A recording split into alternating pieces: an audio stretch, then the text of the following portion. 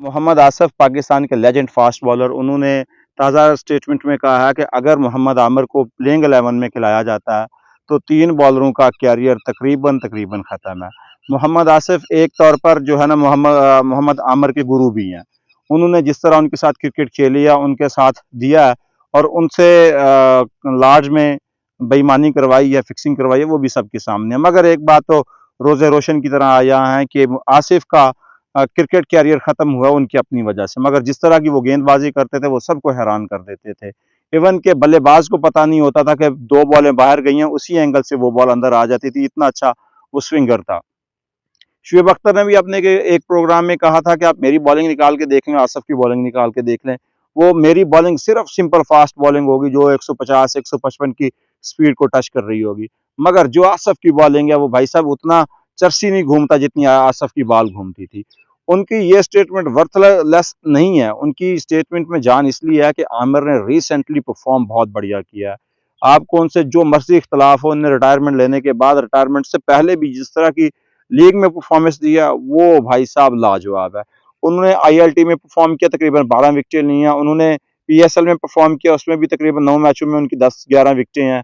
उससे पहले उन्होंने सीपीएल में परफॉर्म किया, बहुत बढ़िया उनकी टीम विनर रही है। उनकी टीम जो चैंपियन बनी है, साइम अयूब की टीम, वो और एक ही टीम में थे। तो ऐसे में जब एक बॉलर इतनी अच्छी फॉर्म में आ रहा हो और विकेटें भी निकाल रहा हो और रन भी बचा रहा हो, और मजे की बात यह है कि आमिर एक समय में नई गेंद से भी बॉल करवा सकता है, पुरानी गेंद से भी बॉल करवा सकता है। उसकी बॉल में वेरिएशन है। उसने अपने एक इंटरव्यू में कहा था कि बॉलर जो है ना, परफेक्ट बॉलर वो होता है जिसको पता है कि इस वक्त बॉल कौन सी करनी है। बॉल को स्विंग करवाना है, स्लो करवानी है, तेज करवानी है, बाउंसर करवानी है, लेग कटर करवानी है।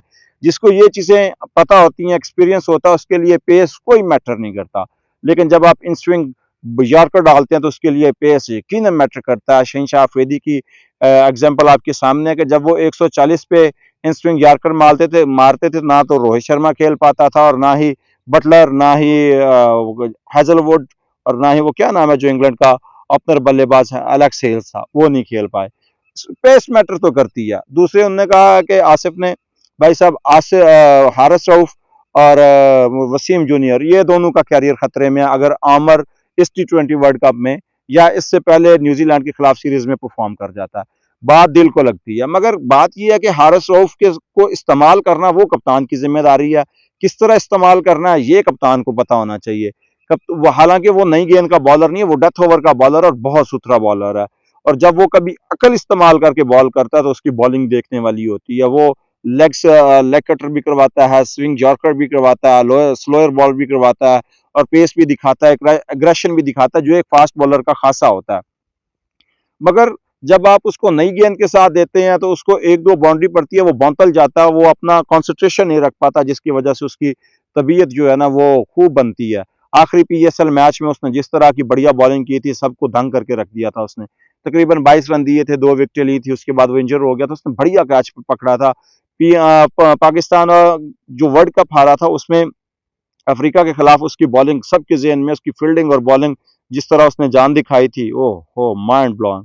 उसके बाद आ जाता है शैम्पू बॉय। वसीम जूनियर के साथ मुसलसल जो है ना, वो मेरा ख्याल है एक तरह से ज्यादती हो रही है उसको ना खिलाकर। उसको मुसलसल खिलाया भी नहीं जा रहा, कंसिस्टेंट वो भी नहीं है, उसकी बॉलिंग में इतनी जान नहीं है। लेकिन जिस तरह का डेथ बॉलर कवर वो है और बॉलर वो है, कोई और नहीं है। आप पूरे वर्ल्ड कप की बॉलिंग उठा के देख लें, जब जब वसीम जूनियर को मौका मिला उसने पाकिस्तान में, इंडिया में पाकिस्तान की टीम की जानब से सबसे बढ़िया गेंदबाजी उस बंदे ने की है और अच्छी खासी हिटें भी लगा लेता है।